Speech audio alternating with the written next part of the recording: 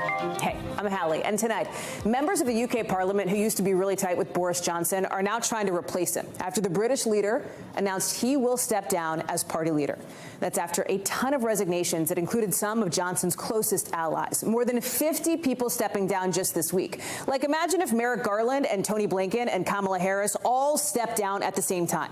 That's what we're talking about here in the UK, the biggest resignation wave ever for the government there all at once. So why now?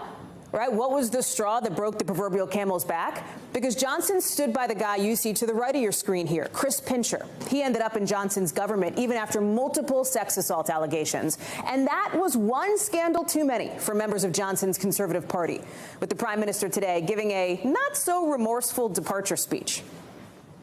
In the last few days, I've tried to persuade my colleagues that it would be eccentric to change governments when we're delivering so much and when we have such a vast mandate.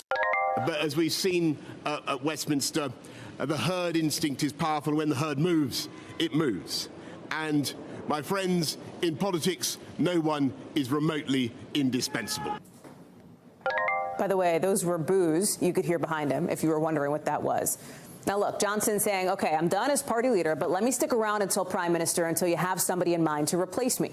Here's the thing. That could take a while, maybe all summer. We should note he might not get his way. He may have to resign sooner. But President Biden here in the U.S. is coming out anyway and saying, hey, don't worry. The U.K. and the U.S. are close. This is not going to make a difference. He's saying we're going to keep a strong and united approach between the U.S. and the U.K. to Ukraine against Russia's Vladimir Putin. By the way, the one thing President Biden left out in his statement, any mention of the name Boris Johnson itself. Volodymyr Zelensky didn't leave that out, though. He called Johnson today. He called him, and in his own statement says Johnson is a friend, adding all Ukrainians are saddened by his departure. Keir Simmons is live for us now in London. OK, Keir, we're going to put up right now just the names of some of the potential successors for Johnson, who include his deputy, Dominic Raab, two of the cabinet members who started this wave, et cetera. Yeah. If you are President Biden and you're watching NBC News now, as obviously some leaders do, and you're looking at this screen, who are you looking at and going, well, who are you looking at and going, OK, this would be awesome, this would be a headache? I don't know if we're there yet, you know, Hallie. Look, for example, there is Ben Wallace, the defense secretary, who is a former soldier and who many in the U.S. government might look at and say, by the way, he's very popular. He's being seen already as a front runner. They might look at and say, OK, he has kind of the security chops at a time when Europe is so insecure. But I got to tell you, I liked the Politico headline tonight. Who wants to be UK Prime Minister? Just about everyone, and that is reflected walking around this famous area, Westminster, in the shadow of the Houses of Parliament, where I saw senior minister after senior minister ducking into pubs for private conversations with members of Parliament to try to see if they could get their vote. So officials here will tell you that the British government is still working. Boris Johnson is still in number 10 Downing Street there behind me, but I tell you, mostly what's happening right now is all of the intrigue and the excitement of an election race with what has been called in the past the world's most sophisticated electorate, the British Conservative Party in Westminster. What is Johnson's scandal going to be? You've covered him for, or his legacy, I should say, Keir, because you covered him a long time. Is it going to be like, you know, speaking of scandals, some goofy stunts, and oh, by the way, finishing off Brexit? I think it's going to be mixed because he's an amazing political performer, isn't he? He loves those political stunts. Even when it goes wrong, he kind of revels in it. So he can be seen as a bit of a buffoon. Clearly, he's stumbled all over the place in the last few months, and that's really led to his demise. On the other hand, of course, though, he managed to push through Brexit. He led the country through the coronavirus lockdowns, never mind those parties that he held in Downing Street here, and he allied himself with President Zelensky and with President Biden over Ukraine. So strong and weak at the same time. That's kind of Boris Johnson. Timing-wise here, we talked about at the top of the show, it's not clear when he's going to officially be vacating the office of Prime Minister, right? And there's, I know, been at least a couple of outlets that have raised the question about his upcoming wedding this summer at Chequers, which is a, you know, privilege that a Prime Minister would get, but maybe not somebody who's not a Prime Minister anymore. Right, and that's the kind of thing that infuriates the Conservative Party. It excites the opposition and angers many people in this country that they might go and use the Prime Minister's country residence for a wedding party. Surely they've had enough parties here in recent years. They might have it for a wedding party, and that maybe, just maybe, the Prime Minister has been trying to hold on because he wants to be able to give that to his wife, Carrie Johnson. They are insisting that's not the case, of course, that he has the country's best interests at heart, but it's just classic Boris Johnson, isn't it? Real quick here, you know, one of the things I think when you're sitting in Washington, you've talked about this, and a lot of ink has been spilled about the parallels between Boris Johnson and former U.S. President Donald Trump, of course. Denying the political reality around them, for starters, right? Big difference, though, is Boris Johnson doesn't have the equivalent of a MAGA movement in the U.K.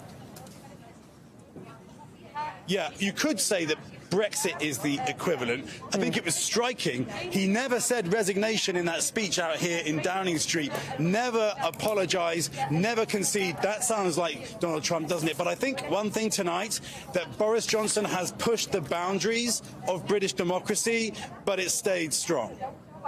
Keir Simmons live outside Downing. Keir, are there a lot of people there? It's loud and chatty behind you. Is it a total buzzy scene? Yeah. There's a lot of reporters all the way down, right the way down here, and UK shows going live. But listen, that's nothing, as you said, compared with the boos that are outside Downing Street, even as the Prime Minister was trying to make his speech. So British politics is ruthless. Keir Simmons live for us in London. Keir, good to see you. Thank you. Two other overseas news related to Brittney Griner now, who could end up serving 10 years in a Russian prison after pleading guilty to drug charges in a Moscow courtroom today. Griner says she wasn't trying to break the law. Her lawyers, in a statement that came in right before we started our show, say they hope that all the factors surrounding her case, like the amount of cannabis oil that she had, the contributions she's made to sports in Russia and around the world, are enough to make the court go a little easier on her when it comes time for a sentencing. Take a look at your screen here, however you're watching. This is her. In just a second, you're going to see her being taken away. Well, this is her. This is a rally, by the way, at her home court, her home arena in Phoenix. Her wife, Sherelle Greiner, was there. We were going to show you the police wagon she was hauled out in earlier today. Her wife, Sherelle, said at this rally last night that she cannot rest as she watches BG, her wife, and the humanity, in her words, being stripped from her. I'm frustrated that 140 days have passed since my wife has been able to speak to me, to our family, and to her friends. I'm frustrated that my wife is not going to get justice. And more support for Greiner not too long ago from the sports world. You're looking at the lapel of Megan Rapinoe, soccer superstar, and the letters BG embroidered there on the suit that she wore when she was getting the Medal of Freedom, the nation's highest civilian honor, at the White House. Let me bring in Andrea Mitchell, who's joining us now.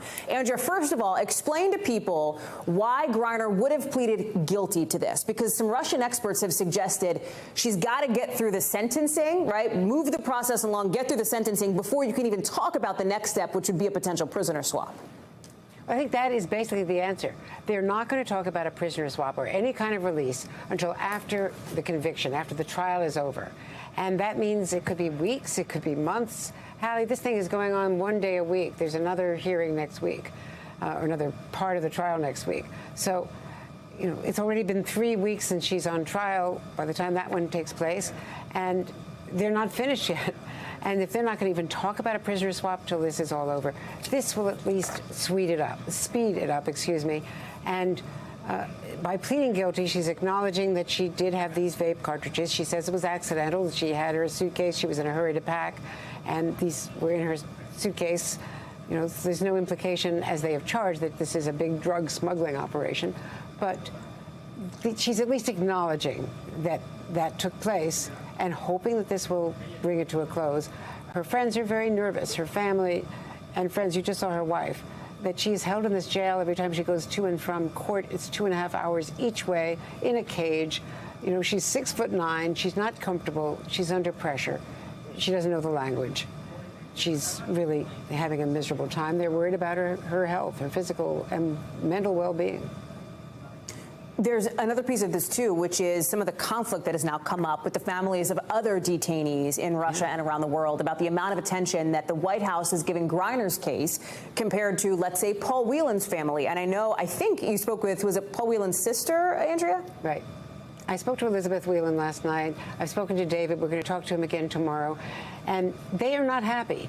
Now, they're saying that she's written 4 letters to the White House. She's worked through the chief of staff. She last spoke to Jake Sullivan, the national security advisor, on May 4th. And she said, we're not celebrities. Other people don't have these resources. And there are 66 Americans all over the world in detention, in unlawful, wrongful detention, if you will, according to the State Department.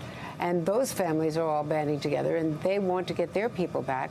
And Paul Whelan has been locked up for 4 years. He's, an American businessman, and no reason at all to take him. They accuse him of spying. The U.S. says that's totally not true. He strongly denies it. And meanwhile, he's in a Russian prison labor camp.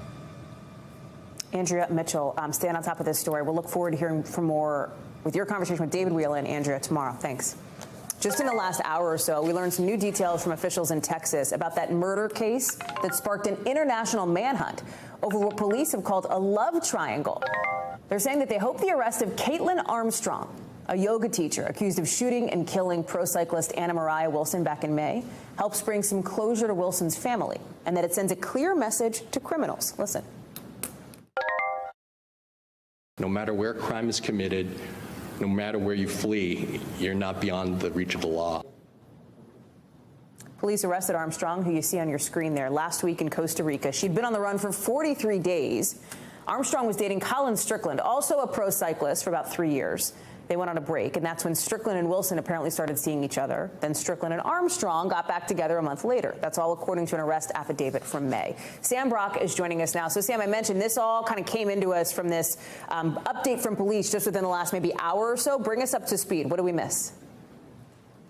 Okay, first of all, that was a great recap of this complex relationship and where things stand right now. Hallie, Caitlin Armstrong, we know within just days of this murder happening, was already out of the Austin area. That was on May 14th. She went from Austin to Houston to New York City, was in the New York City area for 4 days, then on a flight from Newark, New Jersey, down to Costa Rica.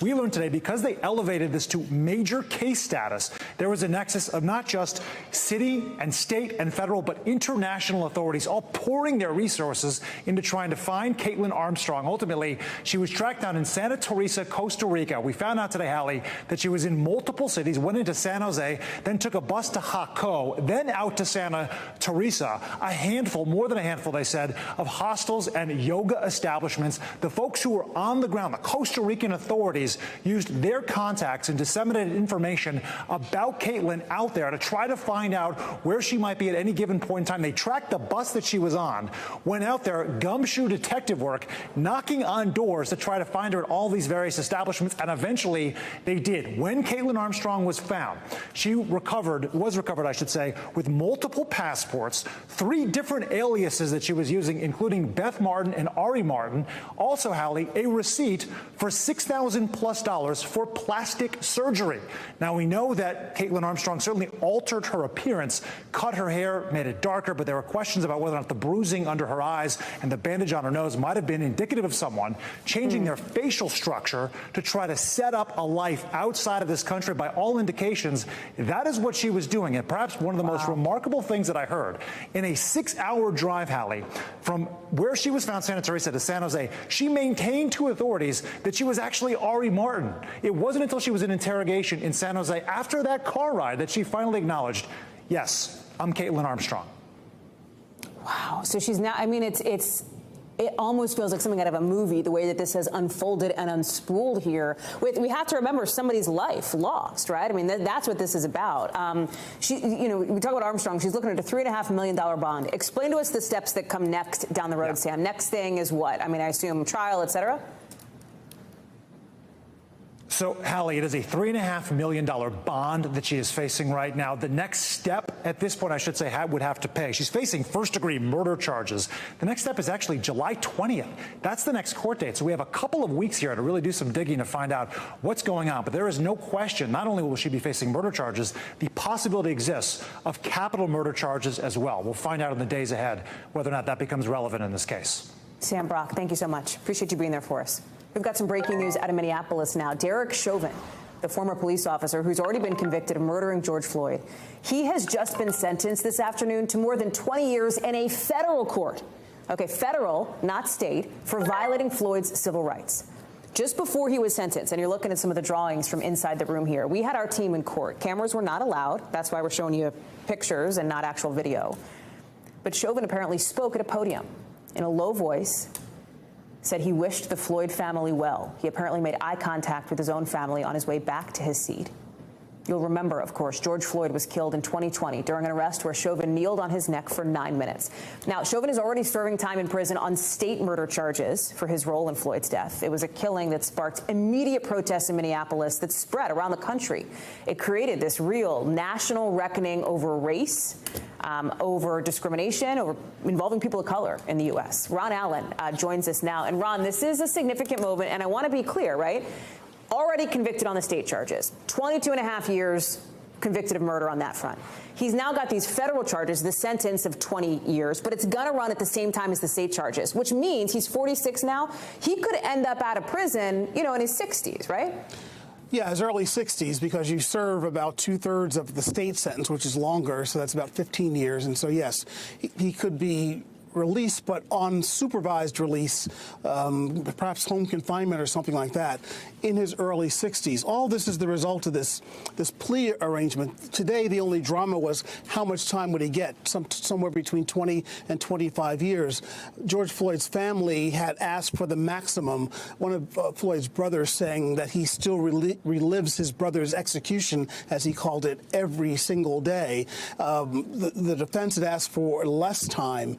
The other benefit, if you will, of this for Chauvin as a result of the plea deal is that he's going to serve his time in federal prison, not in state prison. Remember, he's a former police officer, and state prisons are notoriously dangerous places for police officers who can encounter people that they arrested or people who they investigated, or just being a police officer can be a very dangerous thing. So he got that benefit out of it as well. There was another case here as well that's not gotten a lot of attention. Chauvin also pleaded guilty to restraining a 14-year-old juvenile, a young man named John Pope, who's 18 years old now, back in 2017 by restraining him, putting his knee on his back and neck, as he did with George Floyd, and hitting the young man with a flashlight. He was knocked unconscious, but he did survive that incident. So he was found guilty of that as well. And now we still have the other 3 officers who were involved in the incident. They were found guilty of violating George Floyd's civil rights in a case in federal court. 2 of them still face state murder charges, and one of them pleaded guilty to that. So there's still more fallout to come from this as George Floyd's family continues to fight for every single measure of justice that they can get. Hallie? Ron Allen, thank you for that update. Appreciate it. We are hearing more today about some of the survivors of that July 4th parade shooting outside Chicago in the suburb of Highland Park. Specifically about 8-year-old twins, Luke and Cooper Roberts. They, along with their mom, a school superintendent, were shot on Monday. Mom Keely and little Luke have both been released from the hospital, but you're looking at Cooper. He's still there. He was shot in the chest. And a family spokesperson said today that little boy's spine has been severed. He's undergone several surgeries since Monday, including one last night, during which doctors were finally able to close up his belly. He's currently sedated and on a ventilator in critical but stable condition. 8 years old. It's coming as funerals for the victims are set to start tomorrow. 88-year-old Stephen Strauss, who went to the parade because it was an annual tradition for him. He did it every year. For former preschool teacher Jacqueline Sondheim, and for grandfather Nicholas Toledo Zaragoza. They will all be laid to rest tomorrow. Police have also released a picture of the gun that was found in the suspect's car when he was arrested some 8 hours later. And now, in this interview with the New York Post, the suspect's father says he talked about a shooting with his son the night before the parade. Shaquille Brewster joins us now with these updates from Highland Park. And Shaq, I want to start with the victims, that update on little Cooper. You know, you think about these lives lost, and then you think about the kid who is still fighting for his life in the hospital tonight, days after this horrific shooting happened. That's right, Hallie, and we got a sense of just the magnitude of the injuries that he's still facing. We heard a little bit of it there in your intro, but I think it bears repeating. This is an 8-year-old who went out to a July 4th parade, was shot in the chest, has had multiple surgeries, and is still on a ventilator after having a part of his spine severed. he has a long road to recovery, and his family is asking for prayers. They set up a GoFundMe, and they're hoping that he pulls through. And you mentioned that his mom and brother were also shot at that parade, and while they're no longer in the hospital, they also face very serious injuries. His twin brother had shrapnel injuries that, according to the family spokesperson that we heard from today, doctors left some of the shrapnel in the lower part of his body because it would have been too dangerous to try to remove it. His mother woke up from surgery, was told about her son's condition, and told doctors, you either release me now or I will walk out on my own. So these are very serious injuries, and we just get a sense that we know about the victims, we know about the people who were there, but there are still people in the hospital right now fighting for their lives. There's also this update now from the suspect's father, who said to the New York Post in this new interview, essentially, it seems, washing his hands of responsibility, saying he's going to hold his head up high because he, quote, did not do anything wrong. This is a father who, remember, sponsored his son, the accused murderer's application, to get a gun, an application, a card that allowed this individual to legally purchase firearms in the state of Illinois. This dad also says that he thought his son, he sponsored the application because he thought his son was going to go to the shooting range here. A lot of questions, I think, still today about whether this father, who's now, speaking to the paper, would face any liability after the shooting. Yeah, and the answer to that is not exactly clear. I mean, everyone, including investigators, say that he will likely face some sort of civil litigation, that has a lower burden of proof, so that's something that will happen outside of the criminal process. But in terms of the criminal liability here, yes, the father did sponsor what essentially is a gun permit here in this state for his son to get a gun at age 19, but this shooting happened when his son was 21. So the connection to that is not specifically clear. When you listen to what police officials have to say, they say it's possible that something may come, but they're also saying that it's not clear at this point that he is criminally liable for that shooting. Shaq Brewster live for us tonight in Highland Park. Shaq, thank you very much for being there. Tonight, you've got the head of the IRS calling for an investigation into some extraordinary audits that the agency conducted. The head of the IRS wants this watchdog investigation. And let me set the scene for you here, right? Over the last, let's say, 10 years, between 2011 and 2019, roughly, the IRS goes to a certain number of people in this country, and they do these really sort of intense, invasive audits. It's really rare that you would get picked for this. It's like less than 1% of the returns that people would file. It just so happens that in 2019, reportedly in 2017, the New York Times was reporting that both James Comey and Andrew McCabe, right, top guy at the FBI and his deputy, both ended up getting these audits. What a coincidence. But was it? Was it instead a red flag? The timing of these audits is raising some questions of whether they were politically motivated, because I probably don't have to tell you that the president at the time, Donald Trump, was not so much a fan of the two men that you see on your screen. He had publicly called for them to be prosecuted, etc. I want to bring in now Pete Williams. And Pete, an IRS spokesperson had told NBC News it was, in their words, ludicrous and untrue to suggest that senior IRS officials may have targeted Comey and McCabe. Talk about these audits and talk about now this call for a watchdog independent investigation into this. Well, the person that the IRS says has called for this investigation by the Treasury Department's Inspector General for Tax Affairs is none other than the Commissioner of the IRS, Charles Rettig, who was appointed by Donald Trump. The IRS has said that Rettig had no involvement with this, that senior officials at the IRS had no involvement with it. So they say that they want to know what happened here, too. So does Ron Wyden, who's the chairman of the Senate Finance Committee, which oversees the IRS. He wants to know, too. This story by Michael Schmidt of the New York Times has raised a lot of questions. As you point out, only about 1 in every 19,000 taxpayers face these audits. They're very demanding. They ask for all sorts of records, so much so, the Times says, that in order to prove that the children that he was claiming as dependents were actually his, Comey gave the IRS a copy of one of his Christmas cards to show that the children actually were his. So these were his tax returns for 2017 and McCabe's tax returns for 2019. Comey was the FBI director, and when after Trump fired him, then Andy McCabe became the acting FBI director. The IRS says it has some safeguards in place to protect this whole process, right? Talk about those and Like, let's say, I'm just playing with hypotheticals here, Pete, which is maybe a little bit dangerous on a newscast, but like roll with me for a second here. Let's say that somebody did want to end up targeting somebody else in the IRS. Could they even do that? In other words, like, aren't there safeguards in place that would try to protect that from happening? So I'm not sure whether they could. Yes, there are safeguards that are supposed to prevent it. It wouldn't be the first time, of course, that it's happened in the IRS's history here, that somebody used the IRS notoriously during the Nixon administration to go after their enemies. What the IRS says is that the taxpayers who are chosen for this audit, it's all a computer system that sort of randomly picks people out. So, you know, yes, it's possible that lightning struck twice very close to the same tree. It's also possible that something else happened, and that's what the Inspector General presumably will try to find out. Real quick, what's the timeline for an investigation like that from this Inspector General, Pete? Months, years? Well, certainly months, yes. I don't think years. Pete Williams, we'll see you in a few months then. Thank you very much. Appreciate it. In Mississippi, the state's trigger law is now in full effect, meaning a near total ban on all abortions in that state, with the last remaining abortion clinic there in Jackson, Mississippi, which was at the center of that Supreme Court decision, now officially closing its doors as of today. That's after a judge denied the clinic's request last week to block the trigger law. The clinic, also known as the Pink House, is now moving its work to a different state, to New Mexico, where abortion is still legal.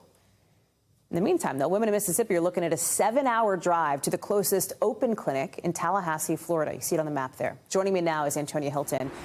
Tell me what it's been like, Antonia, as you've been there outside the clinic today on what is, you know, frankly, a milestone moment here for both anti-abortion advocates and abortion rights advocates. That's exactly right, Hallie. For anti-abortion advocates, today has been a day of celebration.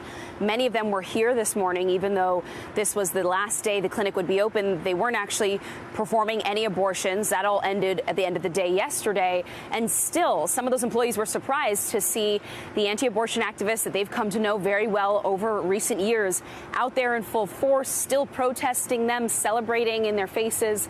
And then on the side of the people who work here, today is a day of mourning. They're very worried about their patients and the populations that they have served here in the state of Mississippi. This is one of the poorest states in the nation, and many of the women here have come from pockets of Mississippi where it's been really difficult for them to just get to the city of Jackson. Never mind the drive that you just mentioned to Florida or to Illinois, or this new clinic coming in Las Cruces, New Mexico, owned by the woman who has owned this one. That's a 16-hour drive away. And so for people who work, low-wage jobs, hourly jobs, who already were finding it difficult to drive a couple hours here, the odds are that they may find those prospects insurmountable. Take a listen to a conversation that I had with one of the clinic advocates here. Everybody's like, oh, we have pills, it's going to be okay. It's not going to be okay. We're really in a worse place than we've been before. So, because they're not going to stop with just this. This is just the beginning. And Hallie, to paint some of the picture of some of the confusion on the ground here, 2 women showed up to this clinic today thinking that they had abortion appointments. They had scheduled them many weeks ago, and they had gotten calls from clinic staff trying to cancel their appointment after the overturning of Roe v. Wade, but they didn't receive or call back. And so they still showed up, and they were standing there just in complete shock, Hallie. You know, I think about that, Antonia. You think about the people in Mississippi who did have abortions. In 2018, this study from late last year found that nearly 3/4 of them were black women. More than half lived more than 50 miles away from any facility, which I think speaks to what you referenced, Antonia, about for some of these women, it's hard enough to get to Jackson, Mississippi, much less Tallahassee, Florida, or Las Cruces, New Mexico. When you look at this clinic owner moving shop basically to New Mexico, how are they preparing? What are they doing to try to get ready for something like that? Well, they've had a lot of time to prepare for this, and they say that they're going to be able to open their doors there within the next 2 weeks. Clinic operators in places like New Mexico and Illinois are bracing for an onslaught of new patients. Already they're receiving lots of new phone calls. They're trying to bring new people on. They're ramping up security, and they're ready to face a new reality in which women are constantly crossing state lines and trying to get access. And then people who used to volunteer at this clinic are looking at ways in which they might be able to help. Are they going to try to get medical abortions or abortion pills to patients? Are they going to try to help transfer women across state lines? So those are all the major questions facing people who worked here or at one point were a patient here, Hallie. So as we told you at the top of the hour, WNBA star Brittney Griner has pleaded guilty to drug charges today, believed to be a move to try to speed up a potential prisoner exchange. So who would be exchanged for her freedom? Russian state media has speculated that the Kremlin might be interested in this guy, a prisoner swap that would free Viktor Bout. He's a convicted arms dealer serving a 25-year sentence right now in the U.S. But who is he? Like, how did he end up in federal prison? Why is he called the Merchant of Death? We've got the context check. Inside this medium security prison in Illinois sits convicted Russian arms dealer Viktor Bout, allegedly one of the most prolific arms dealers in the world. Born in Tajikistan in 1976, then under Soviet control, Bout is the son of an auto mechanic and a bookkeeper. He studied English, becoming a Soviet military translator, and then an international air transporter after the fall of the Soviet Union.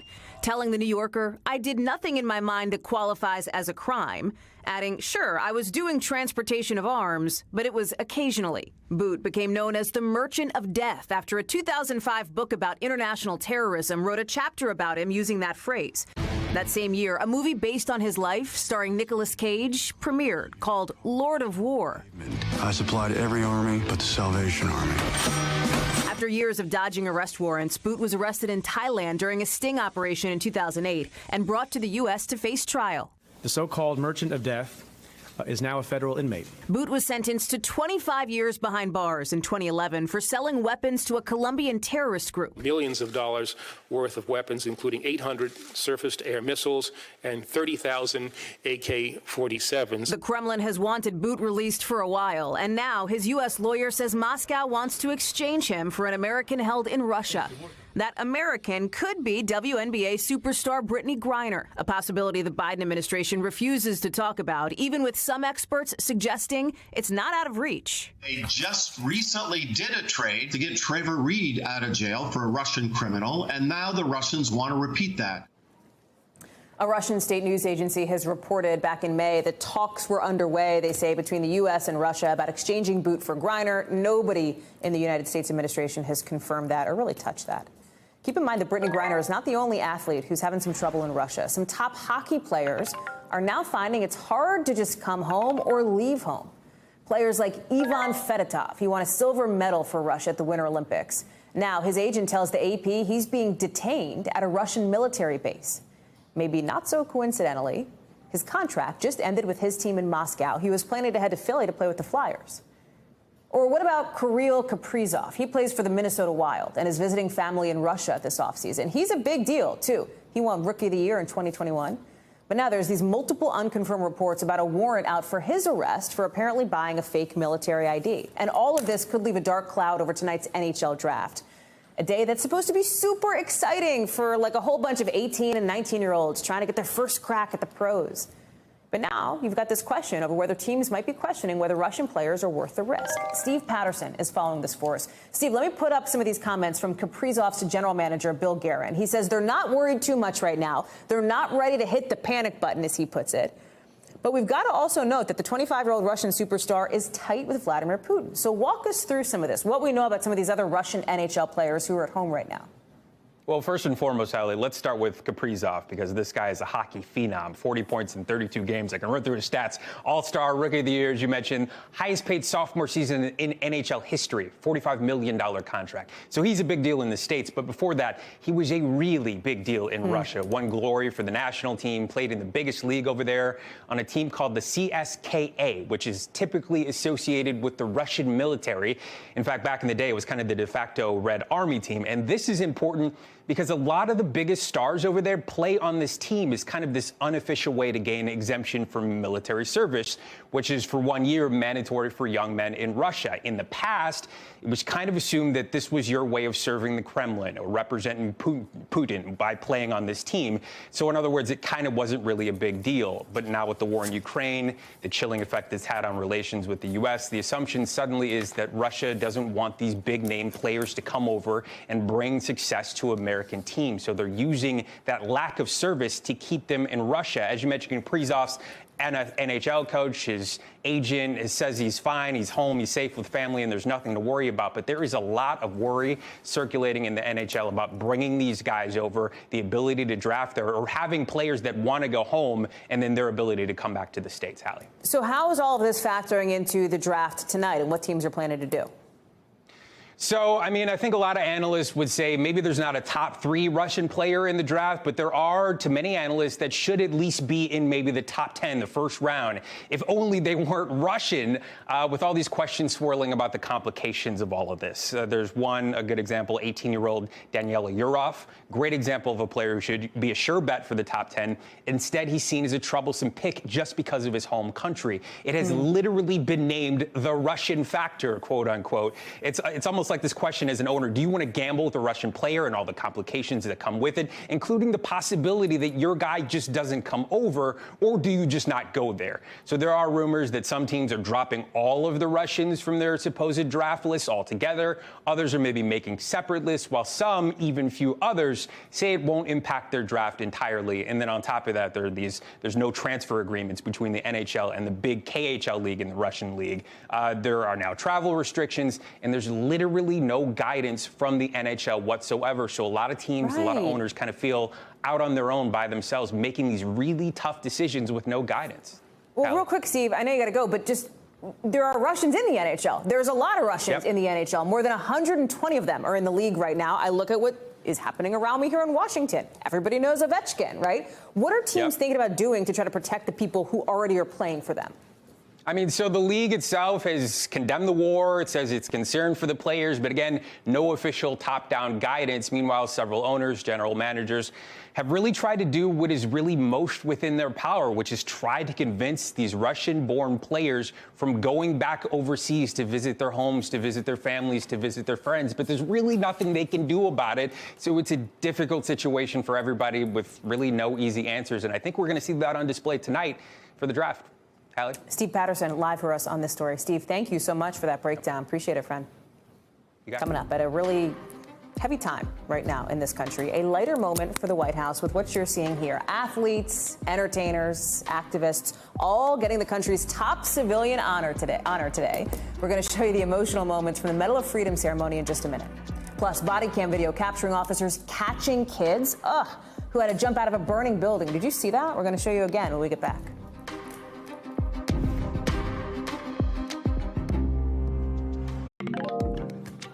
NBC News covers hundreds of stories every day, and because you couldn't possibly read or watch or listen to them all, our bureau teams have done it for you. This is what they tell us is going down in their regions in a segment we call The Local. From our Northeast Bureau, an attorney for the former Cleveland officer who killed 12-year-old Tamir Rice says he will resign from his new job. Officials at a Pennsylvania police department announced Timothy Loman's hiring Tuesday, which created some outrage. Loman's lawyer tells NBC News he will resign because he doesn't want to be a distraction. A grand jury declined to charge him in Rice's death, and the DOJ did not file federal charges against him.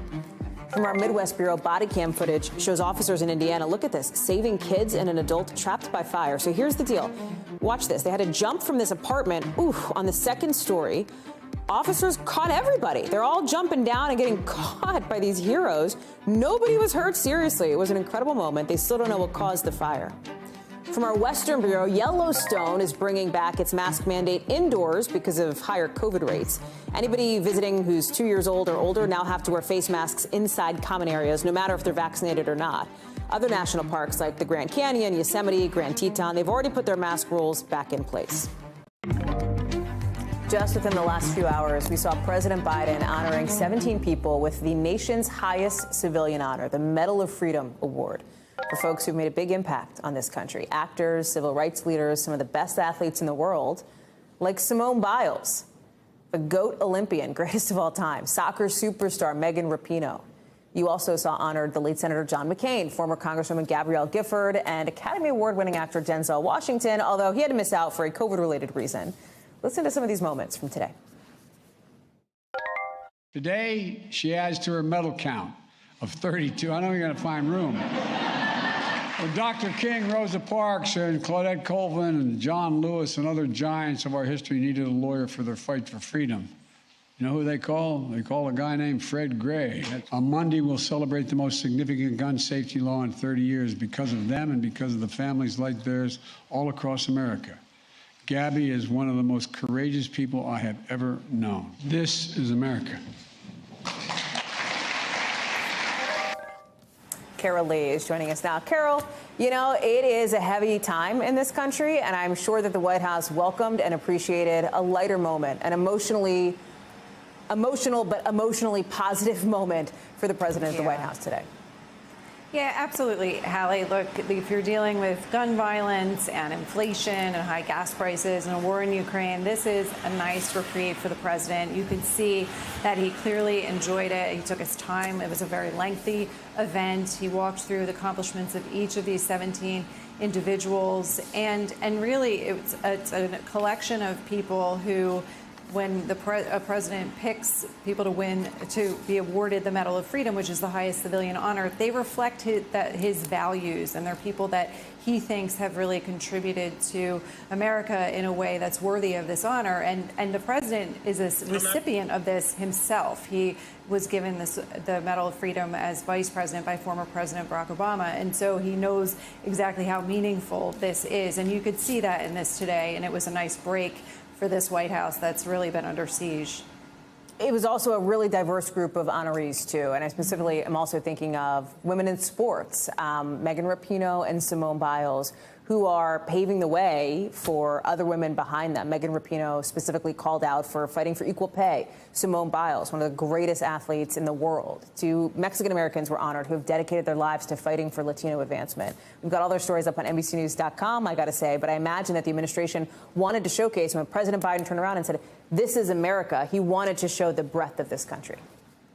That's absolutely right. And you heard him say, "This is America." And what's notable about all of the individuals that the president honored here is that you take someone like Denzel Washington, for instance, he's a very famous actor. That's not what is cited necessarily in the reason for giving him this. It's his work with kids. And so even though some of these people are very famous, it's about what they do when they're off the field or they're away from the camera. And that's sort of what the president focused on. And he also focused on individuals who we don't know. For instance, a healthcare worker who worked during COVID and people like that, Hallie.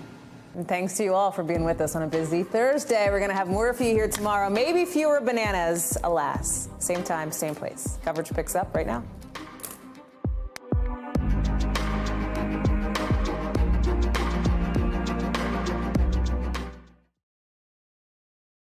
Thanks for watching our YouTube channel. Follow today's top stories and breaking news by downloading the NBC News app.